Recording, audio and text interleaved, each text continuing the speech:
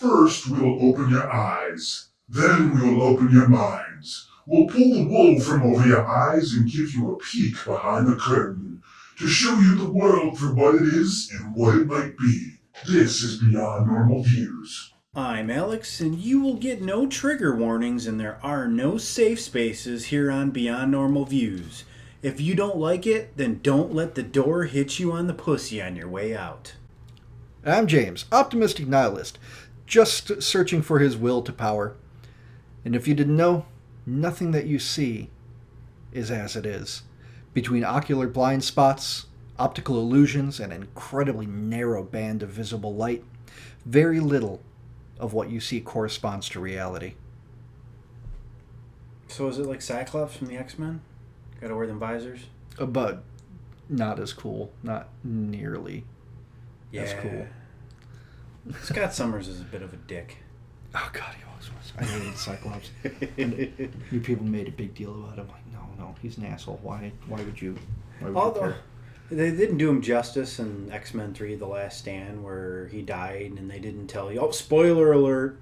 Oh, spoiler alert, X-Men 3 sucks. Brett Ratner, fuck off.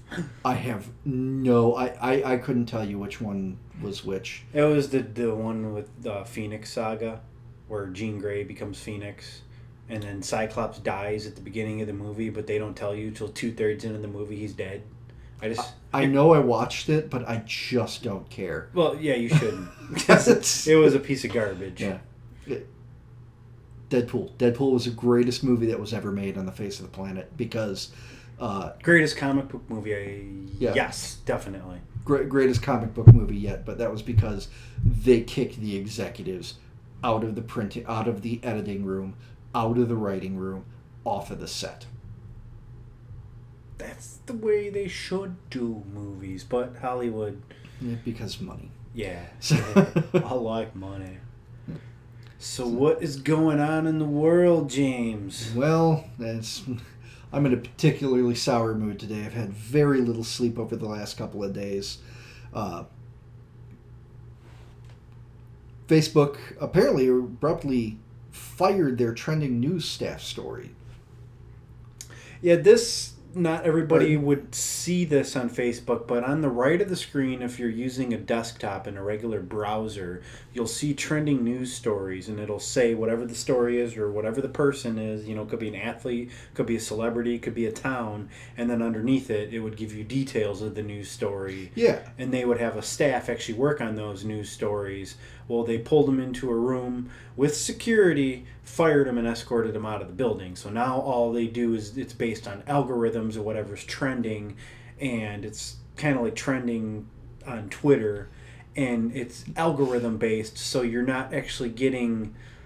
It's filtering the news, people are complaining. So whereas before you would find, news stories based on your previous clicks, your posts, and your interests?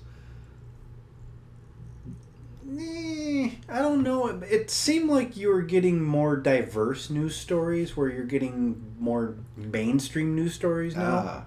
It's not like the Facebook feed where it was based on your taste, which I'm noticing that the feed seems to be changing lately more and more.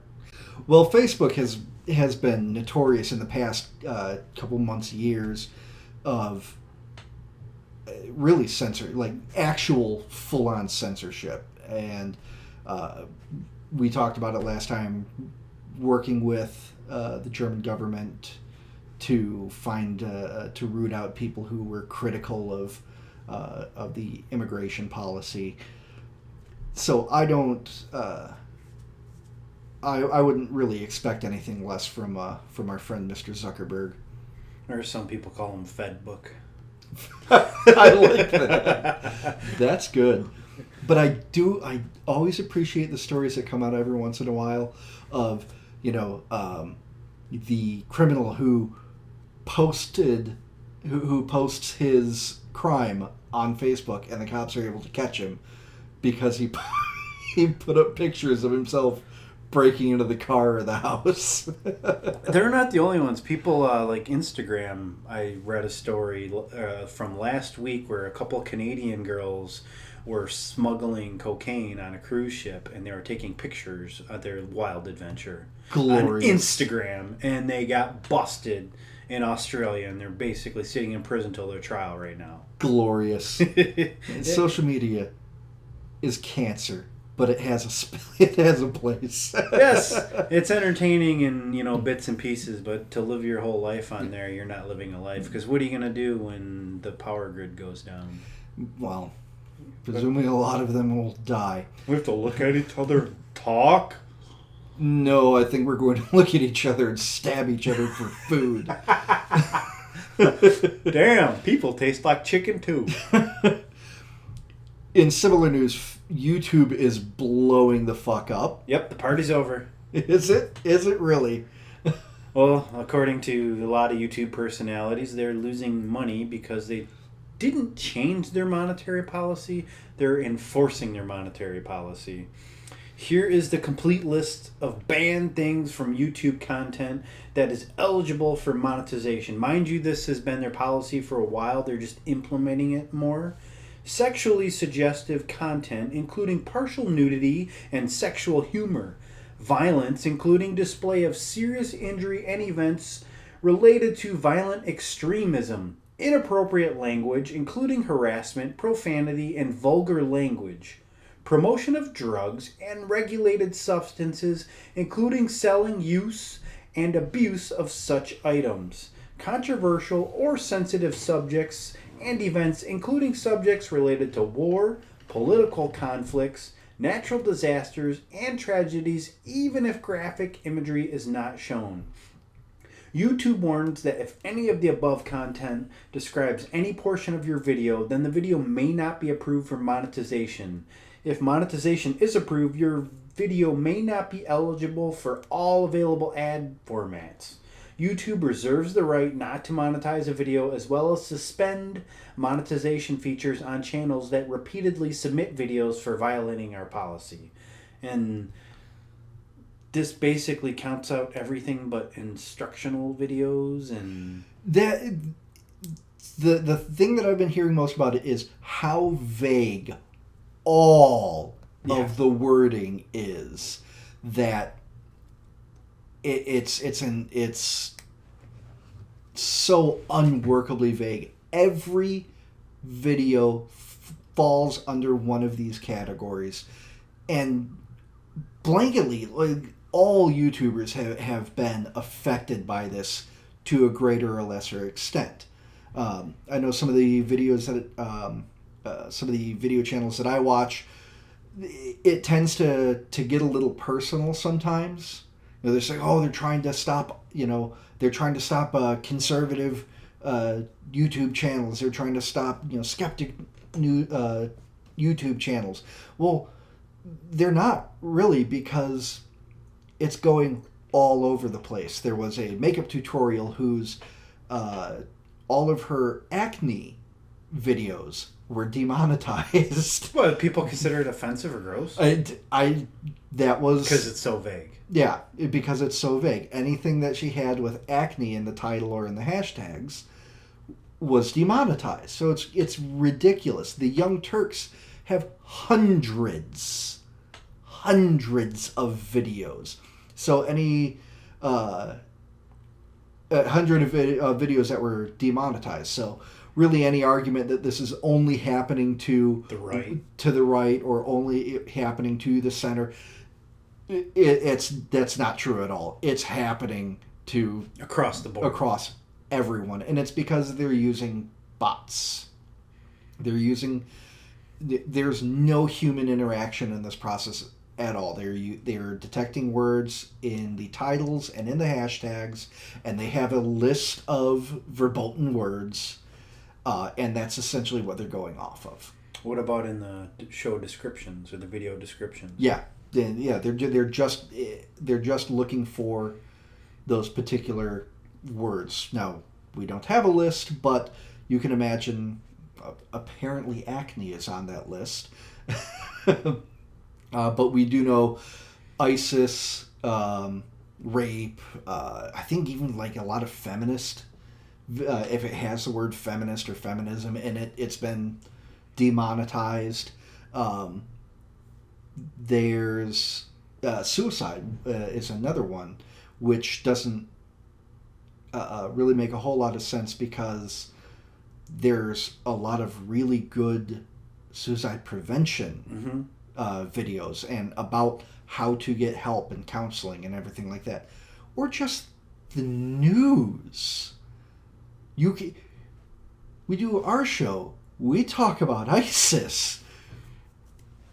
We don't monetize on this channel to begin with because number one, I don't think that it is a stable or even necessarily ethical form of fundraising or monetization. Monetization. It's kind of an odd word to, because I mean, as soon as you have ads, even with YouTube where you don't have a choice in your ads, I still think that adds a little level of, well, you have to pander to a particular advertiser now. You have to toe that line, which YouTube clearly is trying to get people to do.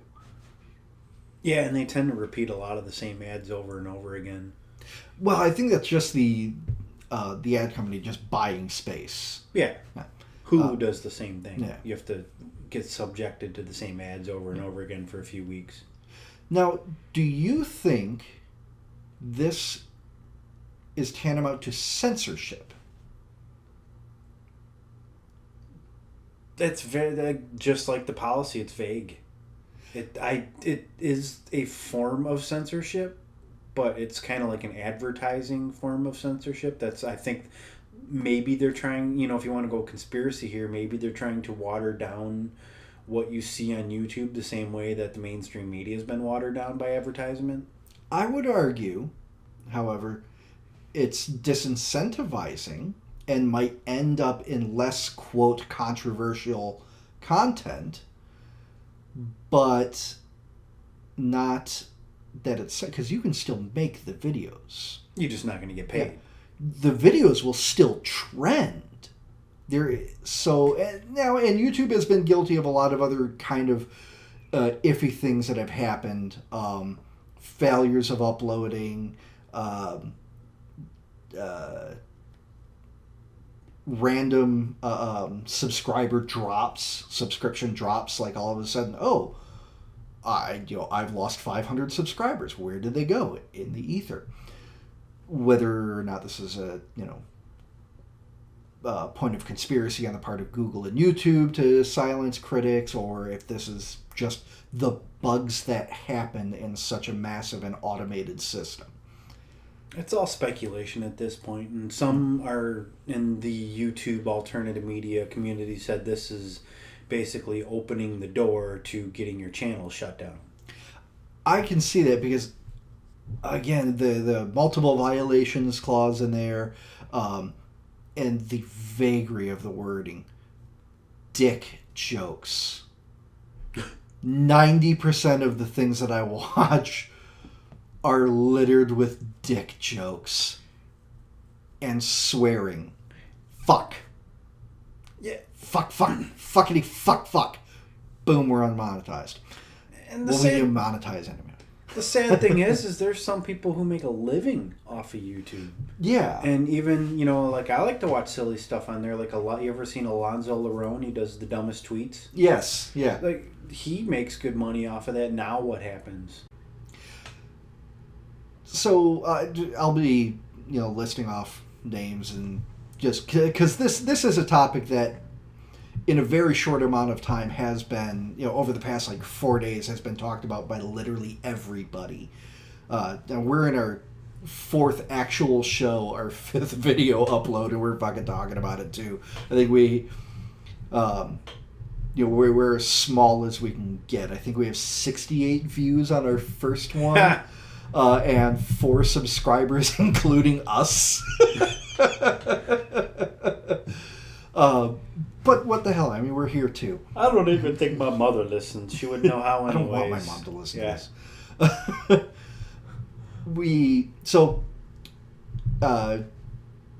TJ Kirk, the Amazing Atheist, came out with a video about this. It's been happening for months. The only thing that's changed is that they've made more public, because there were times that channels were getting videos were getting demonetized. They just didn't tell you.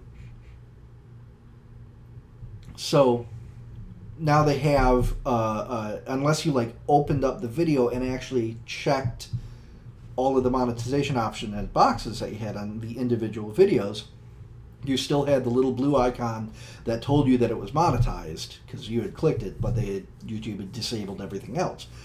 Now they actually are telling people this video has been demonetized, but there's also a better and faster appeals process. Because it is automated, you can click an appeals process and somebody can look in there and at the video and look and see, oh, okay, this is, quote, fingers quote, advertiser friendly, and will remonetize it. Many people have done that, and a lot of videos have gotten back on a monetization because of this process. Problem I see with that is you're leaving it up to individuals. Like there's some random guy in a Google office at his computer saying, okay, this one's good, okay, this one's good, and his word is law. So it's still highly impersonal, and with a whole lot of subjective and inconsistent application of this policy. Is this something where they just let the bots loose? Yeah, I think that's what happened. And so all of a sudden they're like, we're getting tired of dealing with these individual cases. Let's just hit a button and have a program do it for us. That's exactly what happened. They fed in a list of naughty words and let a bot go to town. That's what's happened here. And maybe they'll rethink their strategy, but I doubt it because Google is synonymous with God now. Yeah, I'm still waiting for the Google soul. That's the be all end all when they just implement Google into our soul. Yeah. They're gonna put a chip in us, and then next it's the Google Glass. Google Glass was a thing. I don't know if it still is anymore. Yes, and I think though at the end of the day this is going to open the door for alternatives to YouTube. I don't know if anything could ever get bigger than YouTube, but then again, Facebook kind of took over where MySpace dropped the ball. MySpace is dead, and there are other alternatives. There's Vimeo, there's Dailymotion, but the problem is YouTube is so big. And it takes work to switch over to those. And money and resources. And you have to convince your entire audience to go over there. The chances of somebody getting the backing of somebody as big as Google. Yeah. The only way I could see it happening is somebody starting small and then getting bought by somebody bigger. Because that's what happened to YouTube. Yeah, exactly. They got bought by somebody bigger. YouTube was originally a dating site. Really? Yeah, it was a video dating site. Anyway, slight diversion. But what is happening now, specifically in the skeptic community, is a move over to Minds.com. M-I-N-D-S, Mind, like you think. This was supposed to be something that happened later on in the year. It's still technically in beta, and you can still download the mobile app, but it is a work in process. Many of the big skeptic YouTubers are making a move over there. Probably not going to. I don't think any of them are abandoning YouTube entirely, but this is a little safety net that's going over there, and they do offer monetization. They do work. It works on a point system. I'm not. It works on some kind of point system. I wasn't quite familiar with exactly what they were talking about. But shoot, why not? It's we'll bad to spread yourself thin. You really want to throw out as many lures as he can. Yeah, but I'd say, I know I'm going to make a personal account. I think that we're going to... I checked the site out over the weekend. It Yeah. showed up when a lot of people were ranting about this going on. Yeah, and exactly. Well, we do have this alternative. Who knows? Maybe we'll start throwing the videos up on that as well. Get in on the ground floor, something that might be the next big thing. Is YouTube going to go the way of MySpace? Anything can happen. Yes. Anything can happen. Speaking of the times are changing, are you familiar with the festival that goes on this time of year named Burning Man? Burning Man! Well, over the weekend, they things have started to change a little bit. There's like luxury camps that have opened the last few years there, started by Paul Oakenfold, a famous British DJ who does electronic music, and a Russian, I don't remember if he's a millionaire or a billionaire, but they would have their own luxury camps there where they would have private chefs and state-of-the-art stage, and it's a plug-and-play system, so rich people would want to come in and drop by for a little bit, and they get to stay in these nice air-conditioned tents where they have refrigerators and everything. It basically goes against everything that Burning Man is about. Yeah, you're a Burning Man to be a dirty hippie. Yeah, and there's a picture and of nothing else. Paris Hilton hanging out there this weekend. Yep. This is not what Burning Man was about. Well, some hooligans, as they're calling them, took offense to this. They showed up to the camp. They trashed it. They flooded it with water. They cut the electricity. Spirit of Burning Man, right there. And they glued Burn people. it all. They glued the doors shut to some of the trailers. Glorious. Some of the regular burners were not too happy because it's not in the spirit of Burning Man. But some people I disagree. I disagree. Burning Man is counterculture. It is in the middle of nowhere to get away from everything that represents. So would it have been like having the Monkees play at Woodstock? I don't understand that reference. Hey, we're the Monkees. People say we monkey around. They were like they were a manufactured band from in the 60s, kind of like, we have manufactured in I know the Monkees, yeah. Well, they played at Woodstock was a counterculture thing. Imagine if they would have had the Monkees there as opposed to a lot of the counterculture acts they had there. The only thing I can think of when you say Woodstock was Woodstock in 2000? No, 1969. No, remember the second one? Yeah, some of my friends went there. With like Limp Bizkit and $5 water bottles, and then they started rioting and tearing the stage down there. Yeah, some of my friends said like there's people there just like burning a tree and just yelling at it. Like, wow, they must have kept the brown acid from the original Woodstock and then they took it and passed it out. Yes, the 2000 Woodstock. Yes, that is. I'm fully in support of. And leading up to Burning Man, people were complaining how they seemed to be shifting towards, appeasing some of these rich people, and that might have actually activated some of these activists into doing this. I mean, even here in, Detroit, we had the Detroit Electronic Music Fest, which used to be free and it used to be organic, and you had all these electronic artists, and it was a growing thing, and then it went corporate. Yeah. And then it became movement. Always got to go corporate. And it was ruined. Yeah. Things, I think, over time, the more people find out about it, the more it tends to get ruined, and then we move on to something else. Well, and to clarify for our audience and to justify myself, this is not I liked it before it was cool rant. So this isn't a hipster, this was great before it went mainstream. It is about an outside influence with the kind of power and money that corporations and governments have, fundamentally changing the character of a culture. And that's the problem. Commercializing everything. Everything's commercial. Yes, we must. How can we make money off of this? I'm not even against like making money off, but I'm against the blatant manipulation of advertising and the changing of it. If something is good, it will hold its keep in the marketplace.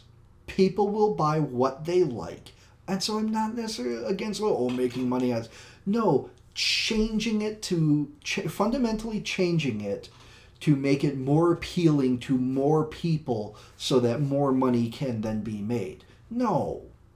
That's more money for other people whose idea and structure it didn't belong to in the first place. Would that be, going back to the Deadpool thing? Deadpool, they kicked the producers out of the room and this is our movie, we're going to do it, and then compare it to Suicide Squad. Oh, yeah, that just turned into a 2-hour trailer. Yes. And, which I have not seen Suicide Squad. I will watch it eventually.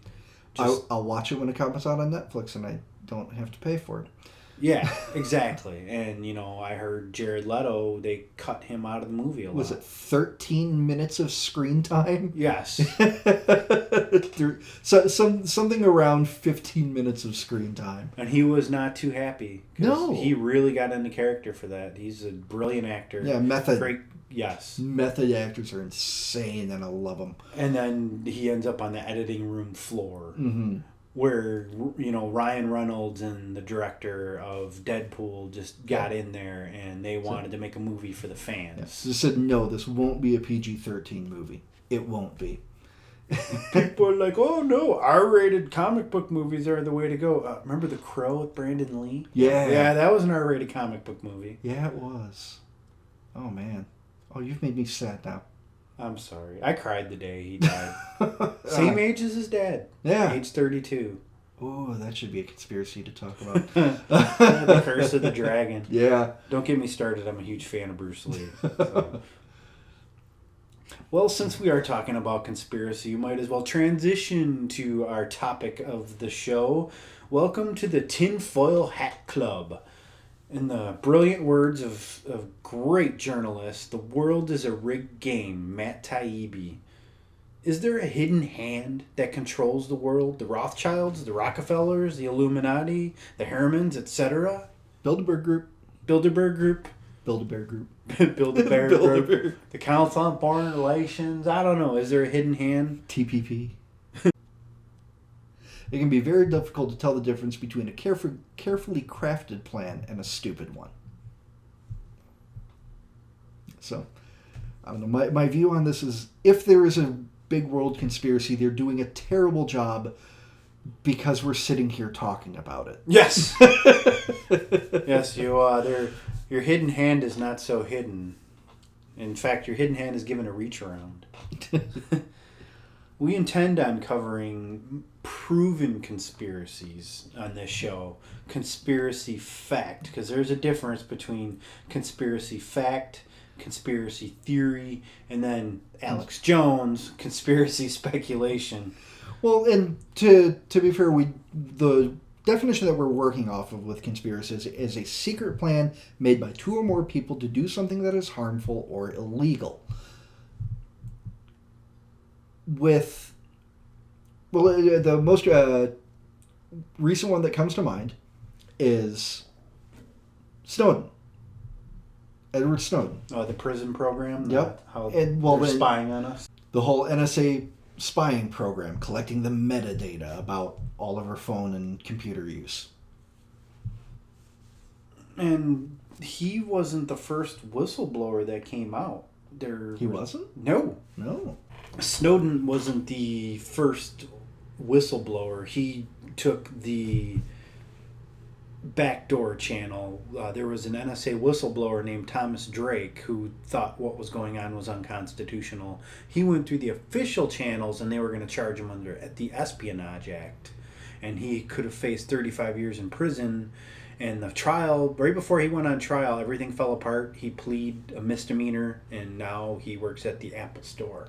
And he pretty much got swept under the rug. He took the official channels, and he's not the only one. Well, that's why you don't go through the official channel. The official channels are not there so that somebody can bring up a legitimate concern about the safety and the constitutional nature of secret government organizations. They are there so that the people who are dumb enough or maybe idealistic enough to think that they'll be heard and recognized in that system, that's to catch them before they do any real damage.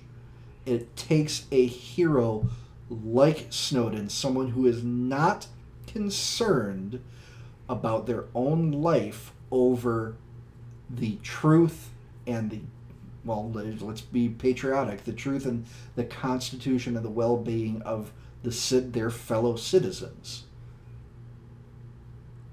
I think the way that he went about it, it was pretty sloppy, but I think it was also he had to hurry up and do it, and he was getting chased down while he was doing it. Oh, yeah, he knew most he was about to certainly. do it, and then he kind of got stuck in Russia. I don't think that was his first choice.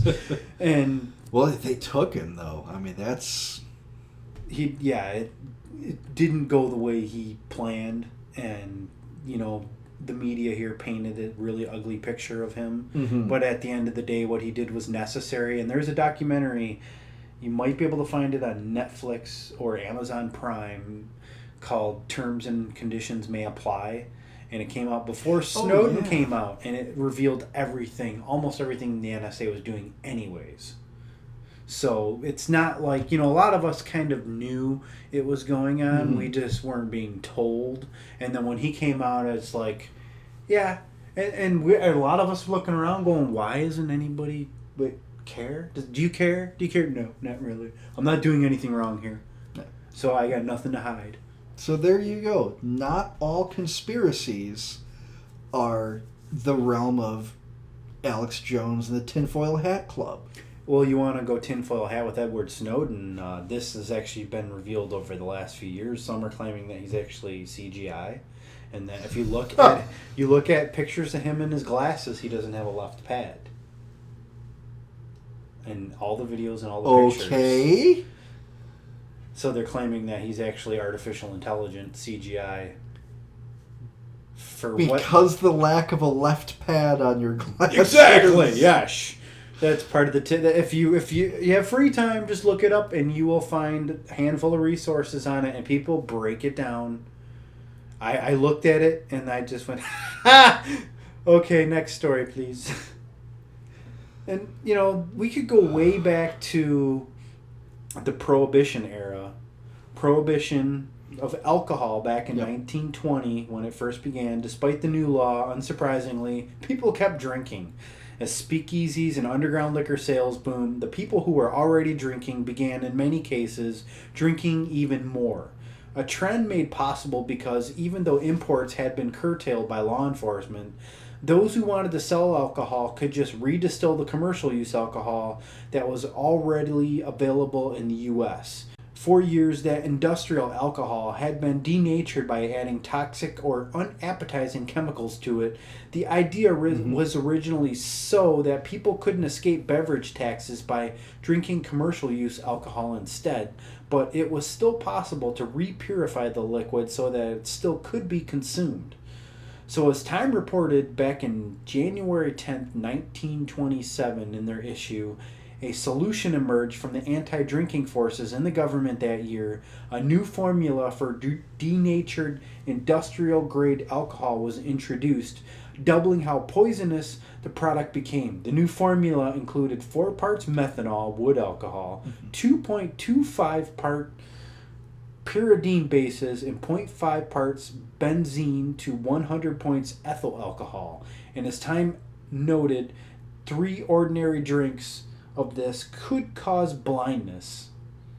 Now, they were adding this to saying industrial alcohols. This is the grain alcohols that were made for, not for consumption in the first place, but Yes. for, like isopropyl alcohol for hospitals, for cleaning agents, what else do they use? Just solvents. So they were using those. Putting it in those, correct? They were using alcohol that was not meant for consumption and putting in alcohol for consumption to poison people who are drinking. Ah, yeah. And So they were infiltrating the manufacturers of illegal alcohol. yes, and they were poisoning people. So rather than, once you're there and you know that they're doing, instead of just arresting them according to the law, they're going to start trying to create a panic and a fear to try and get people to stop drinking at the speakeasies. Yep. And people were also drinking a lot heavier back then. Well, yeah. Especially because it was illegal. Oh, well, it goes against human nature with the great wordsmiths of Rage Against the Machine. Fuck you, I won't do what you tell me. And so, yeah, there's a conspiracy right there by the federal government to poison United States citizens that they thought were doing the wrong thing. And they weren't the only United States citizens who were poisoned. I'm sure people have heard of the Tuskegee Airmen. And were you familiar of the Tuskegee syphilis experiment? Oh, yes, where they told them they had bad blood. Yes. And simply watched the infection take its course. Yes. Yeah. And this went on between 1932 and 1972. The U.S. Public Health Service conducted an experiment on 399 black men in the late stages of syphilis. These men, for the most part, illiterate sharecroppers from one of the poorest counties in Alabama, were never told what disease they were suffering from or of its seriousness. Informed they were being treated for bad blood, their doctors had no intention of curing them of syphilis at all. The data for the experiment was to be collected from autopsies of the men, and they were thus deliberately left to degenerate under the ravages of syphilis, which can include tumors, heart disease, paralysis, blindness, insanity, and death. As I see it, one of these doctors involved explained, "We have no further interest in these patients until they die." Now, when I was in college, we studied this as part of, this is a part of every ethics course now, as to how you are to conduct experiments or even observations of groups of people. This is one of the biggest, probably one of the most horrific things in our history. One of the sickest things that we've done in the name of science. Finger quotes. Looking back at it now, they knew how syphilis spread, and if you don't tell someone the disease that they have, you're allowing it to spread unchecked. So you have 400 people. Yeah, and some of their wives ended up with it. Some of their children ended up with who it. would then spread it to others because they didn't know what they have either. Absolute insanity. And yes, at the time they did it because they could. Yeah, they used humans as lab rats. Well, now to them, blacks at the time weren't human, unfortunately, and that was the really overriding opinion at the time that this could be done. Makes you wonder if there's any experiments going on like that nowadays that people don't know about. Well, maybe not right now, but there was Operation MK Ultra, where the U.S. government and the CIA attempted set up, I think it was sleep labs, sleep research studies centers in Canada, where they attempted to create sleeper agents. So where the CIA could install operations and commands to be triggered later on by a trigger word, and these seemingly normal citizens would carry out some grotesque and violent action without memory of being told to do it in the first place. Yes, and rumor has it Lee Harvey Oswald was one of those agents. Rumor who killed JFK. Rumor has it Sirhan was one of those agents. He's like the strongest one because he does not remember killing Robert F. Kennedy. Oh yeah. And this program, it was brought to light in Senate hearings. Officially authorized in 1953, by 1955, Project Creep had expanded the CIA's authority under MK Ultra to include the following: discovery of the following materials and methods, including those which will promote the intoxicating effect of alcohol, which will render the induction of hypnosis easier or otherwise enhance its usefulness, which will enhance the ability of individuals to withstand privation, torture, and coercion during interrogation and so-called brainwashing, which will produce amnesia for events preceding and during their use, which will produce shock and confusion over extended periods of time and capable of surreptitious use, and which will produce physical disablement such as paralysis of the legs, acute anemia, etc. In the hearing, Senator Kennedy noticed that many otherwise respectable institutions were fraudulently incorporated under MK Ultra projects, including universities, prisons, and hospitals where some of these experiments were conducted. According to the hearing report, 86 universities or institutions were involved, and 185 non-governmental researchers and assistants were working on these projects. And there were no accountability at the end of the day. They shut this program. There never is. They shut the program down allegedly. There were 2 lawsuits arising out of MK Ultra's activities that made it to the Supreme Court, but both protected the government over the citizens' rights. In 1985, the court held in CIA v. Sims that the names of the institutions and researchers who participated in Project MK Ultras were exempt from revelations of the Freedom of Information Act due to the CIA need to protect its intelligence sources. In 1987, in the United States v. Stanley, the court held that a serviceman who had volunteered for a chemical weapons experiment but who was actually tested with LSD was barred from bringing a claim under the Federal Tort Claims Act. Wow. There was so much experimentation with LSD. The heyday of the CIA back in the 50s and 60s. I remember reading stories and anecdotes about they would just kind of walk around, slip it into somebody's coffee. Yeah. Like their fellow agents, just to see them freak out and watch what would happen. I don't remember if it was an agent or if it was a scientist that they did that to, and he leapt out of a building. Oh, yeah. Yeah, that's the most famous story. One of the things I always like to think about is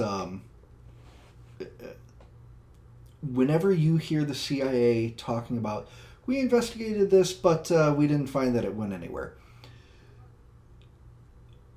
I think that would be like one of the greatest covers. Like, oh yeah, we looked into that. It didn't go anywhere. One of the most terrifying drugs that you can find is scopolamine, and it's derived from a plant native to, I think it's big in Colombia. It's processed very much in the same way that cocaine is, but it has that kind of hypnotic effect, where a very small dosage of powder in an aerated form can make a person widely open to suggestion. This is called this is the thieves' drug. There's stories down there about, oh yeah, I got robbed on scopolamine because somebody blew a little bit of dust at me. I inhaled it, and it's almost like a roofie, but you're totally lucid. So it's like a Jedi mind trick drug. Well, you can say, hey, let's go to the ATM. Oh, okay. Walk over to the ATM, empty your account, walk into your apartment, take all your stuff, give it to them. Okay, see you later. And then when you wake up the next morning, you have absolutely no memory of it whatsoever. So you're open to suggestion, but you have amnesia. Absolute amnesia, but it doesn't have the drunken characteristics of something like Rufinol. So you're lucid. You're talking, hey, how's it going? Nice to see you. You're not stumbling your way to the ATM creating, something for a cause for alarm. You're lucid through or at least acting lucid through the entire experience. But it's also highly, highly concentrated, and people die from it a lot. I think it causes heart attacks. Heart attack is a very common side effect from overdosing on it, which is extremely easy to do. It's really potent. But this is one of those drugs that the CIA said they no longer have an interest in. Yeah. Now, since we're going into the CIA here, I mean, this is going to cover our next couple topics, including Operation Paperclip, the secret intelligence program to bring Nazi scientists to America. Henry Wallace, a former vice president and secretary of commerce, believed the scientists' ideas could launch new civilian industries and produce jobs. Indeed, German scientists developed synthetic rubber used in automobile tires, non-running hosiery, the ear thermometer, electromagnetic tape, and miniaturized electrical components, to name a few. In 1949, the CIA created the Office of Scientific Intelligence. Its first director, Dr. Willard Michel, traveled to Germany to set up a special program to interrogate Soviet spies. The CIA believed that the Russians had developed mind control programs and wanted to know how U.S. spies could hold up against this capability if caught. He also aimed to explore the feasibility of creating a Manchurian candidate, a la MK Ultra, through behavior modification. Knowing the trouble was brewing already with the Soviet Union in what would become the Cold War, these scientists were employed by the U.S. in a wide variety of roles. The Soviets also captured German scientists for their own defense programs. It was basically hang them or hire them.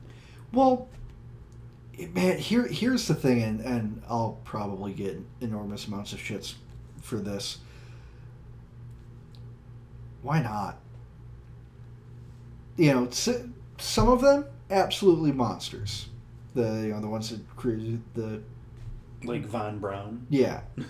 Werner von Braun, who actually became the director of development operations division of the Army Ballistic Missile Agency. While there, he developed the Jupiter C rocket, which was used to launch America's first satellite. He was also credited as being instrumental in leading the moon mission. And several of these Nazi scientists were basically brought on to what became NASA.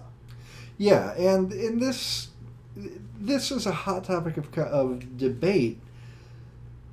But during this time, there's so essentially, without their work and their research, we would not have the technology to go to the moon, or at least we would have had to build it from the ground up. I am under the opinion that all Germans, if you wanted to work, if you wanted to do this, you had to be a Nazi. You had to be part of the party. It wasn't a choice. You weren't in the party, you didn't work. It's the same thing in communist Russia. You weren't in the party, you didn't work. So were these necessarily evil men to begin with, or were these men that were trying to survive in an evil and terrible situation? So they're just like, yeah, Heil Hitler, whatever, yeah, okay, fine, I'll put on that uniform, all right, time to go to work. And then they're just in the back of their mind going, man, this sucks. Yeah. So after, why destroy the information and the technology that can be used for the benefit of mankind, like with space exploration and the advancement of all the advancements of science and consumer goods that we've had from space exploration? Because of either a political ideology that they held, actually believed in the Nazi cause, or were just press-ganged in it and just trying to survive. And it kind of makes you wonder, some of them became rocket scientists, but some of them might have went and worked for the CIA and been behind MK Ultra. Now, now that was a thing that did happen. Interpol absolutely had Nazi Party leadership within their ranks. So, I'm not saying it didn't happen, and I'm not saying that they evil men did not slip through. Hashtag not all Nazis. Yeah. You're really rolling the dice with that one, or playing Russian roulette. It's like, maybe one out of every 6 in that revolver, that out of the 6 chambers, there's a bullet. And so you're going to end up with somebody who creates all these crazy experiments, or like, the CIA heart attack gun. Have you heard of that one? Well, yeah. My thought on, like I said, was scopolamine. Now, this is also a chemical compound that isn't really tested for, but it causes heart attacks. Yeah, it's been proven that the CIA had this heart attack gun. They claim they don't use it anymore, but the way the gun works is that it shoots a tiny dart that can pierce through clothing and leaves no trace. But it causes a heart attack only seconds later. The dart, which is laced with poison, disintegrates after piercing the skin before the person shot has a heart attack. And it was implicated by conspiracy theorists that the inexplicable death of 52-year-old Mark Pittman, a reporter who predicted the recent financial crisis, the one back in 2009, and exposed the Federal Reserve's misdoings, is the work of the CIA weapon. Pittman fought to open the Federal Reserve to investigations. He led Bloomberg News to sue the powerful central bank and win. Pittman died of a heart attack in November of 2009, in what many say he was perfectly healthy at the time, but he was taken out by the CIA. And people are claiming that former Yugoslav President Slobodan Milosevic was a victim, and rumor has it that Andrew Breitbart died suddenly of a heart attack walking home from the bar. He was a victim.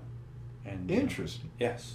Now, that is conspiracy speculation. The last two. Slobodan Milosevic had a history of heart problems, and it was, I think there was complaints that he was just flat out not getting his heart medication while in prison, which is fine. Fuck Slobodan Milosevic. So, or as right-wing talk show host Michael Savage used to call him Sloppy Joe Misselbitch, I think. Don't quote me on that. I'm not sure if it was him. I just remember somebody used to call him Sloppy Joe Misselbitch. This always comes to a point of ethics. Like when we look at things like the Tuskegee experiment, or oh God help me,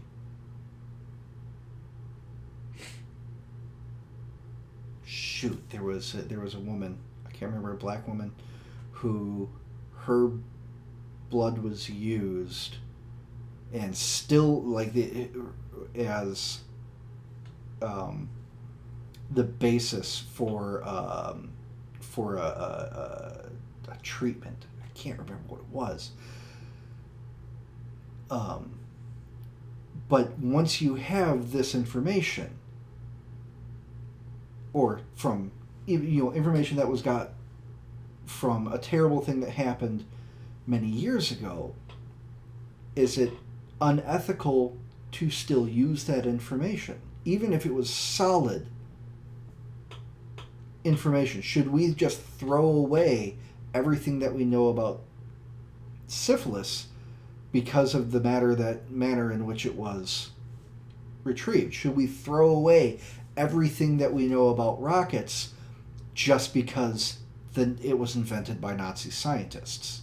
Should we throw away everything that we know about nitrogen fertilizers because it was used to make mustard gas? And so that's these conversations really come down to the ethics of what do we do with the information now that we have it. Well, once you have the information, you might as well use it. Just don't go ahead and use immoral ways to continue to innovate. Yeah. So that's... America has a very ugly past, especially the 20th century. Yeah, the modern modern era has been a special kind of horror. Now, I'm not romanticizing the past in any way. History has always sucked. It's always been horrible. At least most of documented history, we don't know what was, there might have been a golden age on this planet where everybody got along just fine. The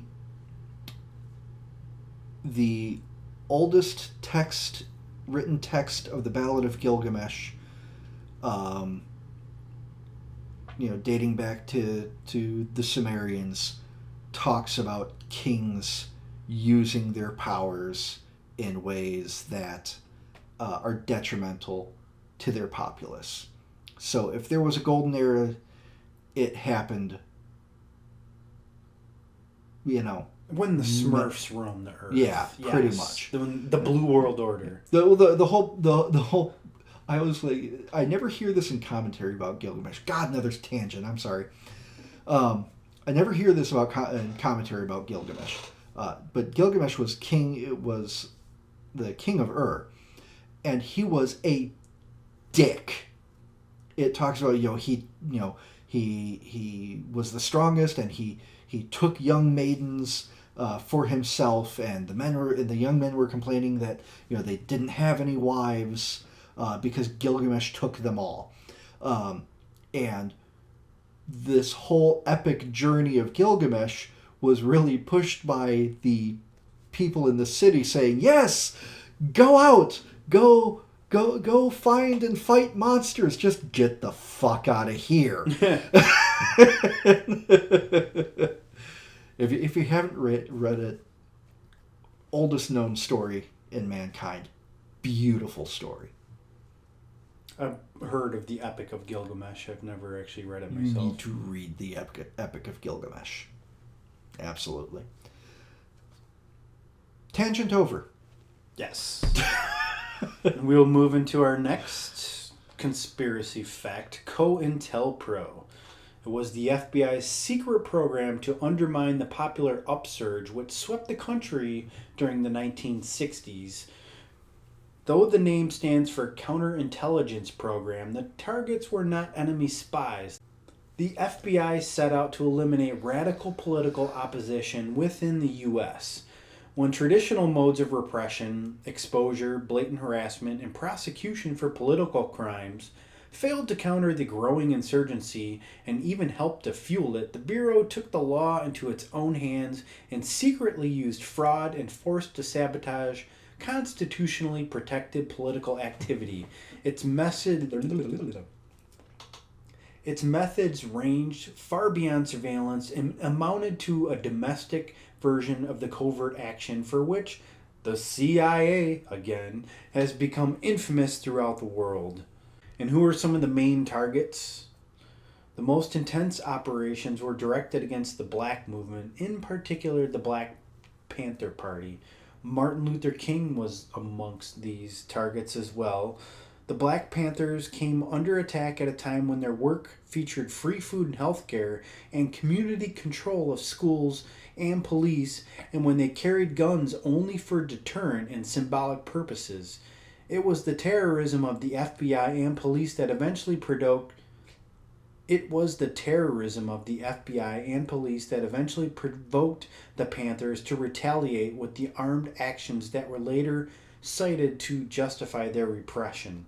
Some of the other targets were the Communist Party USA, groups seeking independence for Puerto Rico, the Socialist Workers' Party, white hate groups, black nationalist hate groups, the New Left. The latter operations hit anti-war, student, and feminist groups. Oh yeah, Gloria Steinem was in bed, figuratively and literally, with CIA.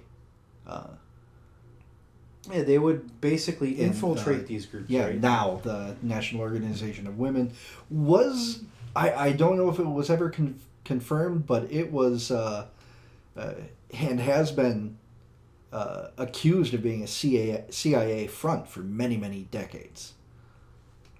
And a lot of times they would infiltrate these groups, they would discredit these groups, they would shame these groups, they would make them feel bad about themselves, and kill any grassroots movements that they could. Well, that was what Gloria Steinem was doing as head of Now, was picking off all the other independent women's movements and trying to sow dissent among there, really just kind of rile everything up. And the 60s, or between the 60s and the 70s, it seemed like there was a lot of counterintelligence going on within the media, within the counterculture. I mean, speaking of the media, Operation Mockingbird, which the CIA basically infiltrated the media. February 1981, during a meeting of the newly elected President Ronald Reagan with his cabinet of secretaries to report to him on what they had learned about their agencies in the first couple weeks of the administration, the CIA Director William Casey said, "We'll know our disinformation program is complete when everything the public believes is false." Operation Mockingbird was a secret campaign by the United States CIA, Central Intelligence Agency, they just keep popping up everywhere, to influence the media. Begun in the 1950s, the organization recruited leading American journalists into a propaganda network to help present the CIA's views. It funded some student and cultural organizations and magazines as its fronts. As it developed, it also worked to influence foreign media and political campaigns, in addition to activities by other operating units of the CIA. Now, how do we know that this actually happened? Because the Church Committee investigations... Church being the name of a senator? Yes, Senator Frank Church. Back in 1975, they actually had congressional hearings of this. The CIA currently maintains a network of several hundred foreign individuals around the world who provide intelligence for the CIA and at times attempt to influence opinion through the use of covert propaganda, which is supposed to be illegal. These individuals provide the CIA with direct access to a large number of newspapers and periodicals, scores of press services and news agencies, radio and television stations, commercial book publishers, and other foreign media outlets. Just think about how it's going on now. Like we were just talking about social media, the rise of online blogs being treated like news media, like was it BuzzFeed, Gawker, if they're not around anymore. Gawker got sued out of business. They filed for bankruptcy. So I don't know if they're still out of business, but they filed for bankruptcy. But still, they're still part of this new media or this new wave of alternative internet media sources. I'm trying to think of Vice, maybe, even. You're trying to say that they're intelligence operations? Oh, it wouldn't surprise me in the least bit. Or at least that they were being infiltrated. And it would be so easy. Most of the ones that you see are not, don't even have real names attached to them. They're pseudonyms. They are, the articles are submitted, just simply submitted to the website, and they get reviewed and published. And they try to pass it off for news where it could actually be propaganda. Or it's, some of it's just flat out opinion pieces, but that quite frankly sound like propaganda, that push forward disinformation, sometimes flat out lies that cause divisions between people within our own country even. Like you look at the disconnect between had it and lost it. If you look at the way that our political sphere has become so divided masses of people running to the left, masses of people running to the right. And it's so polarized, I think, because of some of this new media. Fox News has got to be a CIA front. I wouldn't be surprised. MSNBC too. Yeah, it's because some of the most bizarre shit that comes out of those outlets. The end. The end.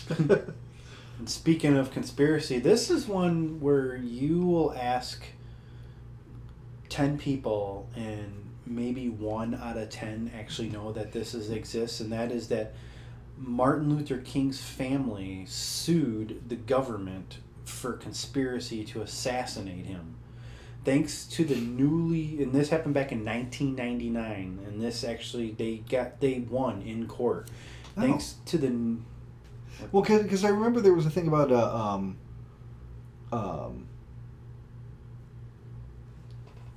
there was a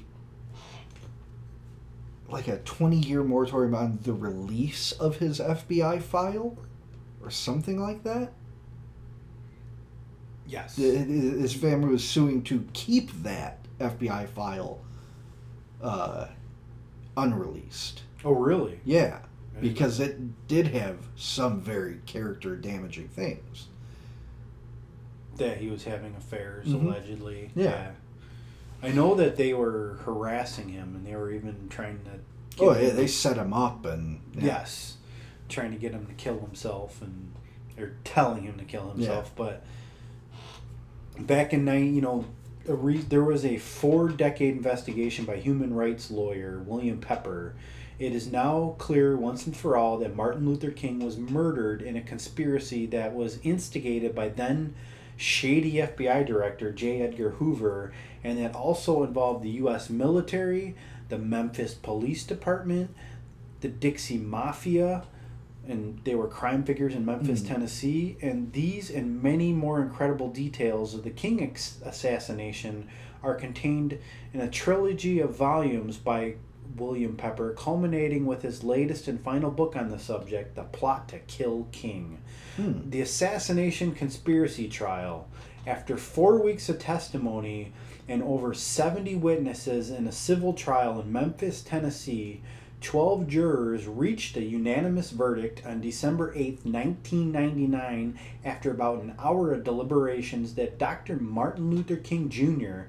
was assassinated as a result of a conspiracy. In a press statement held the following day in Atlanta, Mrs. Coretta Scott King welcomed the verdict, saying there is an abundant evidence of major high-level conspiracy in the assassination of my husband, Martin Luther King Jr. And the civil court's unanimous verdict was validated our belief. I wholeheartedly applaud the verdict of the jury, and I feel that justice has been well served in their deliberations. The verdict is not only a great victory for my family, but also a great victory for America. It is a great victory for truth itself. It is important to know that this was a swift verdict delivered after about only an hour deliberation. The jury has clearly convinced by the extensive evidence that was presented during the trial that, in addition to Mr. Jowers, the conspiracy of the mafia, local, state, and federal government agencies were deeply involved in the assassination of my husband. The jury also affirmed overwhelming evidence that identified someone else, not James Earl Ray, as the shooter, and that Mr. Ray was set up to take the blame. He was a patsy. I want to make it clear that my husband has no interest in retribution. Instead, our sole concern has been that full truth of the assassination has been revealed and adjudicated in a court of law. My husband once said, the moral arc of the universe is long, but it bends towards justice. Today, almost 32 years after my husband and the father of my 4 children was assassinated, I feel that the jury's verdict clearly affirms this principle. With this faith, we can begin the 21st century and the new millennium with a new spirit of hope and healing. Oh, wow. Just wow. And most people, when you bring this up, they're like, "No, I did not know that." The media No, swept I it didn't. under the rug. Yeah, I know. I didn't know about this either until now. And You know, alternative media types like Abby Martin, and who used to host Breaking the Set and now has her own show on Telesure English, and Lee Camp from Redacted Tonight. You know, they brought this up on Mhm. RT America, of course. But yeah, this is something about once a year somebody in the alternative media who gets a little bit of a pop will bring it up. And most people go, wait, what? That's how I found out. yeah, huh. I found out, 23, 24 years after the trial? Conspiracies, not just for the government. Unless you've been living under a rock, or at least off of the internet, you're bound to know what the Church of Scientology is. Whatever your view on religious freedom, they are involved in controversy. Just the name itself. They put themselves out there in a lot of ways that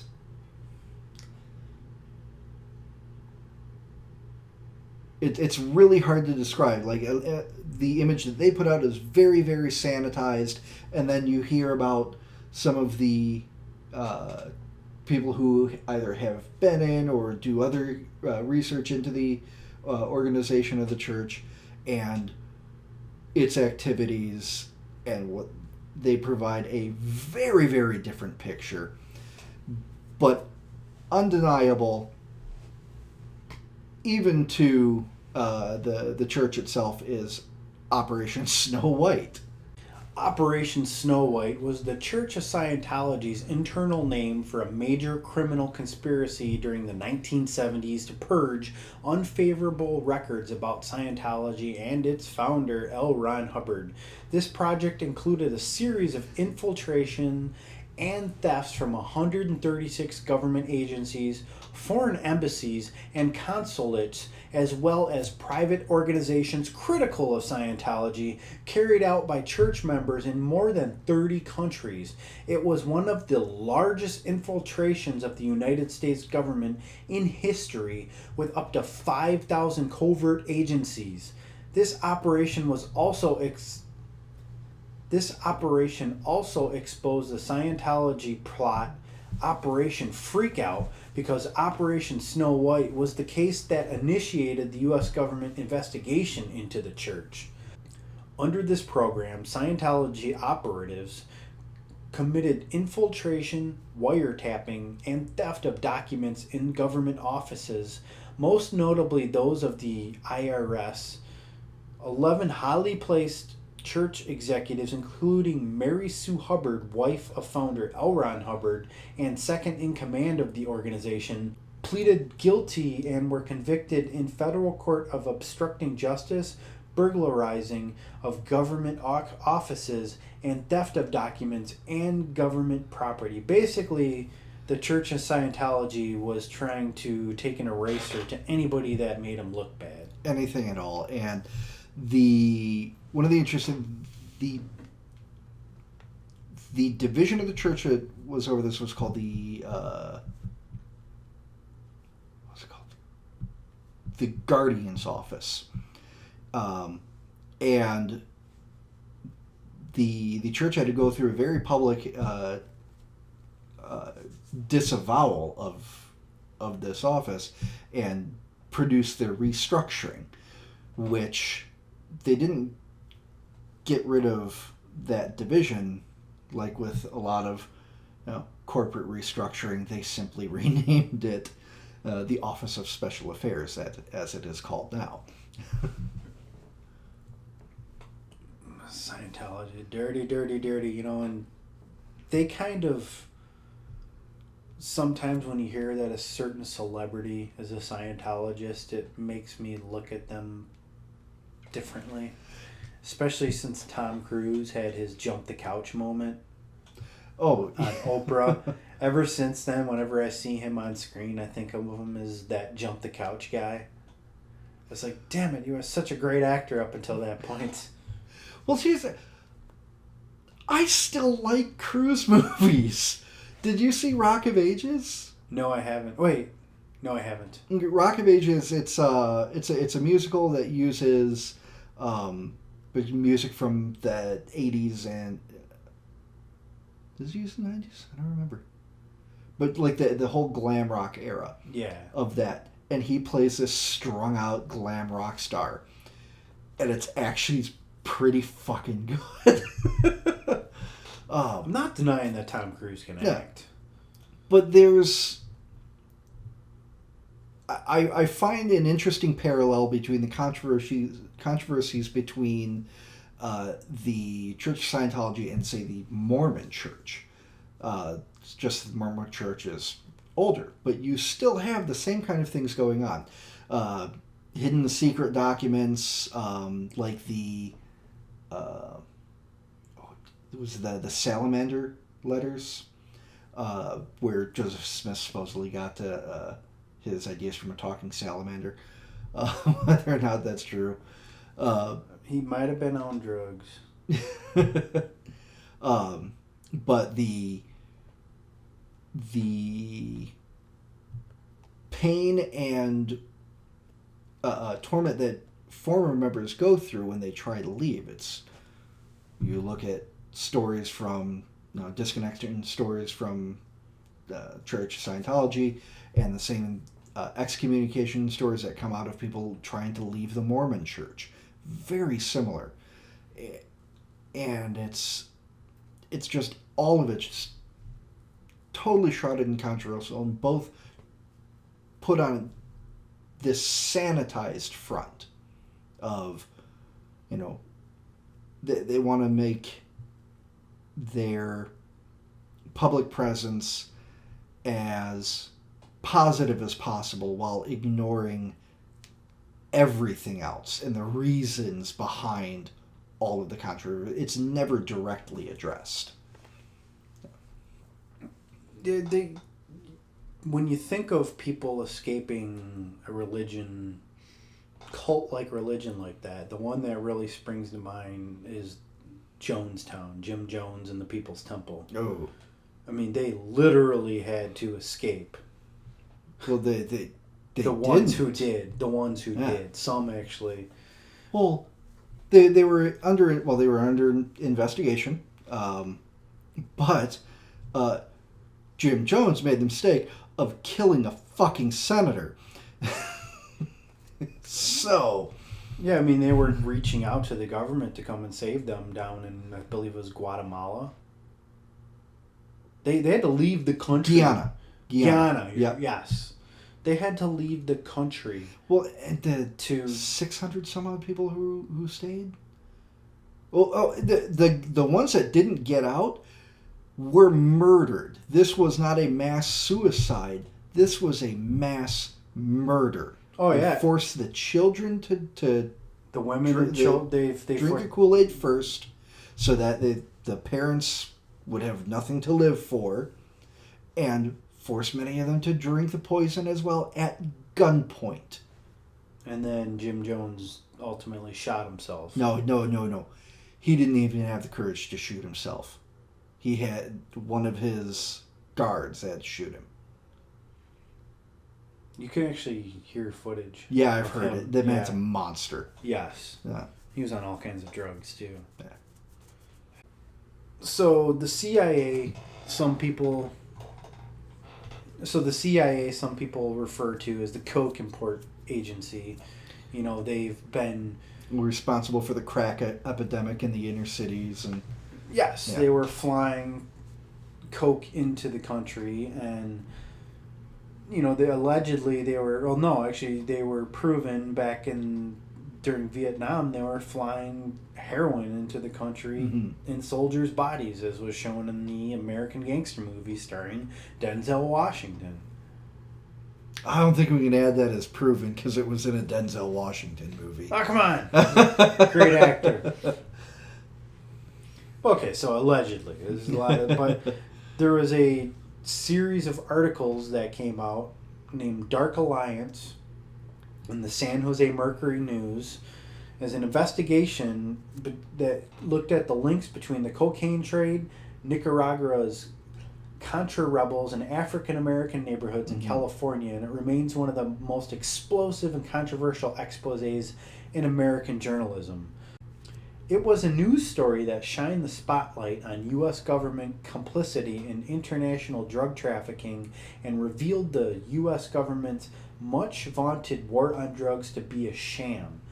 But while the U.S. government agencies involved in those illegal activities, the CIA and the Drug Enforcement Agency, the DEA in particular, had plenty of reason for wanting this story to go away, in the end it was elements of Webb's own profession, Gary Webb, who was the author of these articles, the press that had been offended most by the Dark Alliance and worked hardest not only to debunk the findings reported in the Dark Alliance, but also to discredit and destroy the journalistic credibility of Webb himself. The 20,000 word series enraged black communities, prompted congressional hearings, and became one of the first major national security stories in history to blow up online. It also sparked an aggressive backlash from the nation's most powerful media outlets, which devoted considerable resources to discredit author Gary Webb's reporting. Their efforts succeeded, costing Webb his career. On December 10th, 2004, the journalist was found dead in his apartment, having ended his 8-year downfall with 2 .38 caliber bullets to the head. Presumably suicide? Yeah, 2 bullets to the head. How do you shoot yourself twice in the head?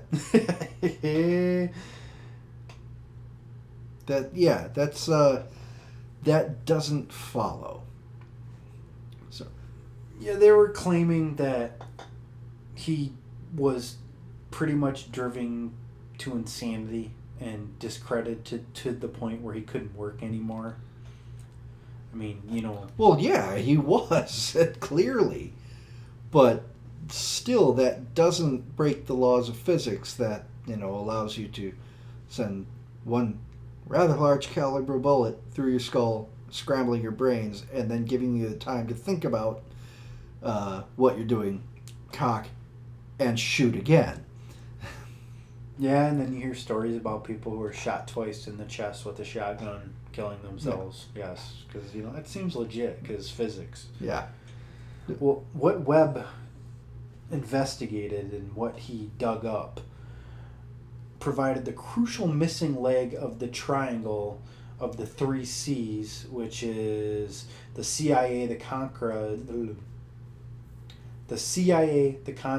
and crack cocaine.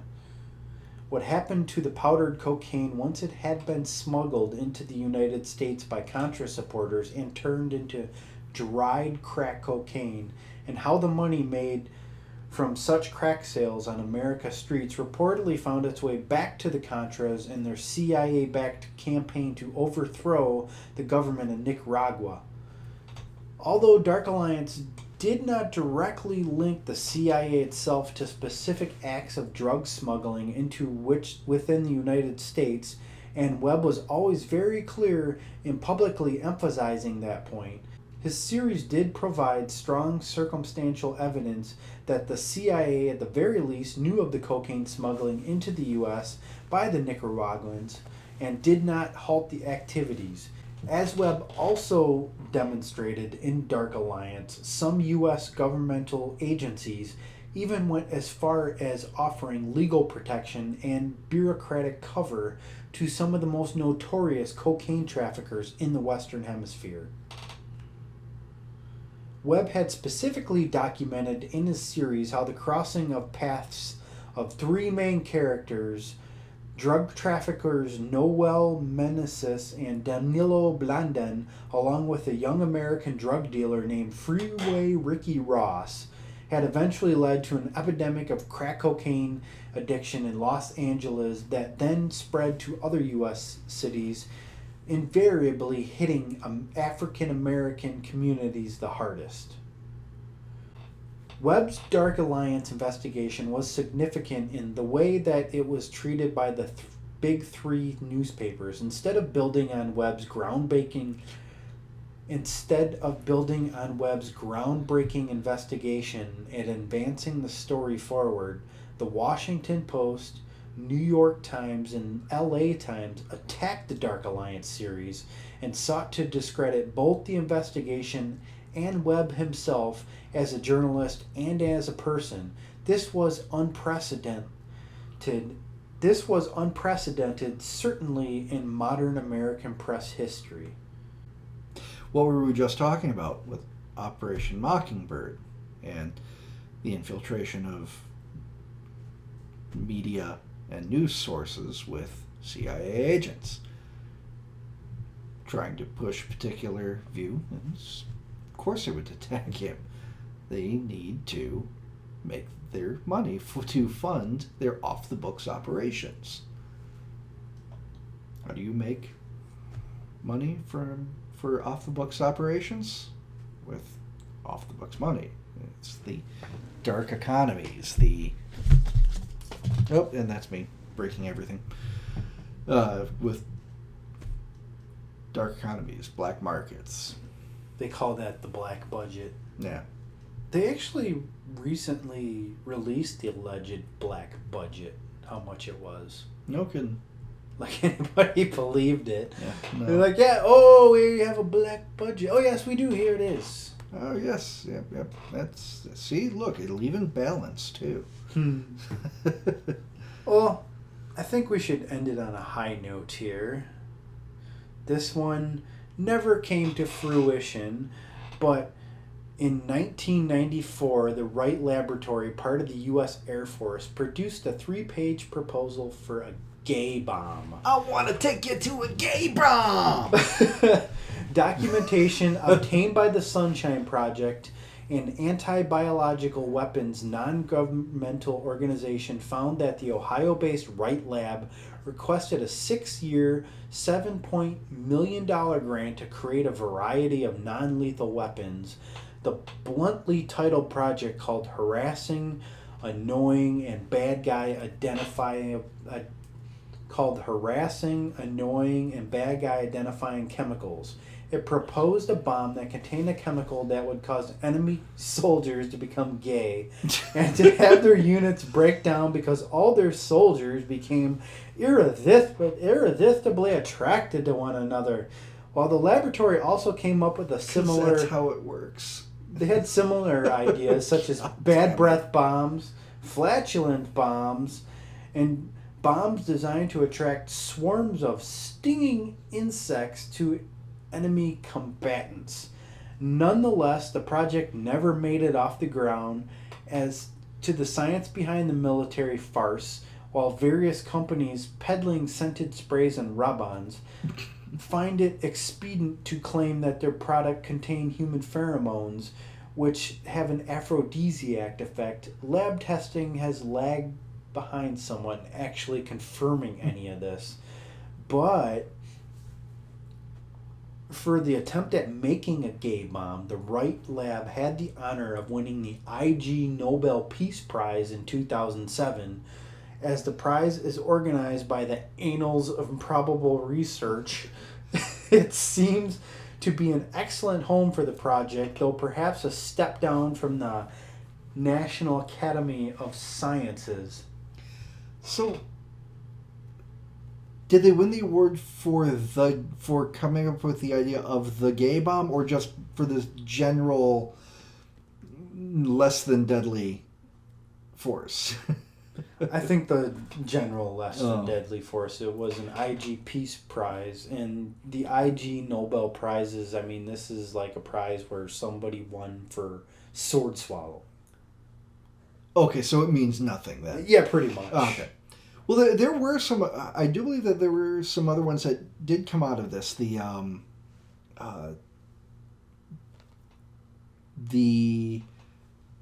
I can't remember any of the technical names for it, but there's basically a big microwave dish that can be pointed in a direction to make you feel like you're on fire. And then there's a sound wave one. That can cause, nausea and headaches, all sorts of confusion. There's rumors that our military was using this during the original Gulf War. And Oh, I believe that. that and other tactics during the last Iraq War. Well, during the Desert Storm, excuse me. During Desert Storm, GPS. I mean, that's how they were tracking the Iraqi army, and they were getting to the sites to engage them before they could ever get set up, and they couldn't figure out how the U.S. Army knew where they were all the time. It was GPS technology that didn't come to the consumer market until afterwards. That was their big secret in the Gulf War. That's how they knew where the Iraqi army was all the time. There's another one, the light gun, that I think it's in use in some police forces now. You can actually build one yourself on some sites. Shows you how to do it.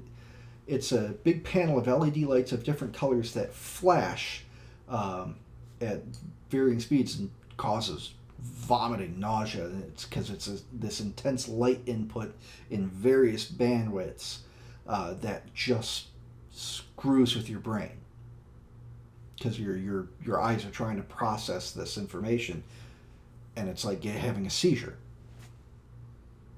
Weren't they using tactics like this recently at some protests? Oh, I'm sure. Oh. Yeah. I don't put it past agents of our government. I don't say all of our government's guilty of it, but certain agents of our government to use this stuff on their own populace. Oh, the light gun thing, that's consumer available. You can buy that. Now, if they could perfect the brown note. Well, I think that might have. There is that sound gun. Gun is kind of the wrong word, because it's like a big setup on a truck bed, but yeah, that's a real thing too. Now, what was that drug you mentioned earlier? Scopolamine. Now, if you could use that with the gay bomb, you could convince ISIS that they're gay and eating bacon. They would throw themselves off roofs. That's how we defeat ISIS. CIA, if you're listening. Which they are. Yes. Get with it, man. And women, do it. We are here for your good. We are here to help you. We want to defeat ISIS. The CIA is not interested in defeating ISIS. The CIA is interested in creating social unrest to have reasons to crack down on general liberties of its citizens. Damn it. Divide and distract and dumb down, and it all Yeah. comes back to them D's, man. Yeah. Well, D's nuts. D's nuts. Yes. CD's nuts is running for president. D's nuts is running for president. I forget. I was feeling nostalgic today, and I watched some Vermin Supreme videos. Yeah, I wish he was on the ballot. And Uh, I don't want to talk about the election. Write it in. Yeah. Yeah, no, Write it in. write it in. Yes. Thanks so much for listening.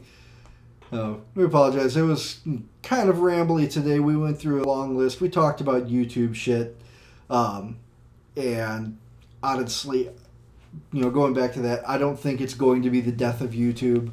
I think like always, people will either go elsewhere, or they will figure workarounds, stop using particular words in their hashtags or show descriptions. Speaking of which, give us a like, comment, let us know if we got anything wrong. We'll be happy to read your comments and reply. If you want to give us money, contact us at beyondnormalviews@gmail.com. And Yes, we could use a second microphone. We could use a mixer. We could use some more foam padding to eliminate the echo. And we would like to have our own website in the future. We would not take the money and buy bacon and, gold teeth. And speak for yourself. well, bacon's awesome. Yeah. It is the you know that bacon is the most highly nutritionally dense meat. I find that I'll remain skeptical on that. Delicious as bacon is, Bacon is I good for think you. it's mostly fat and salt. No, you gotta get the non-nitrate bacon, and turkey bacon is not bacon. Thumbs up our video. Thumbs down our video. I don't fucking care. Yes, we're not. We don't get monetized for our videos. No, we don't. So, hashtag this and that. I was about to say hashtag ISIS, hashtag. Hashtag ISIS. Hashtag. No, fuck it. We're saying it. Hashtag ISIS. Hashtag rape. Nope. Wait. Throw it all in one hashtag. Hashtag rape ISIS with bacon. Hashtag rape ISIS. Yes. Bomb ISIS with bacon. Hashtag suck my dick. Hashtag I don't care. Hashtag the government keeps us safe. Go back to sleep. Hashtag dicks out for Harambe. And give this one a dicks up. Or if you're a woman, a clit up. If you have a clit. Tits out for Harambe. Yep. Peace out, everybody. Peace, love, and bacon. So, but yes. Like, comment, subscribe on YouTube. We're on Google Plus sometimes. Why not? Check us out on Facebook, Beyond Normal Views, Twitter, Beyond_Norm, and let us know what you think. Thank you so much for your time. And in 5 to 10 years from now, you can give us a wink with Google Soul.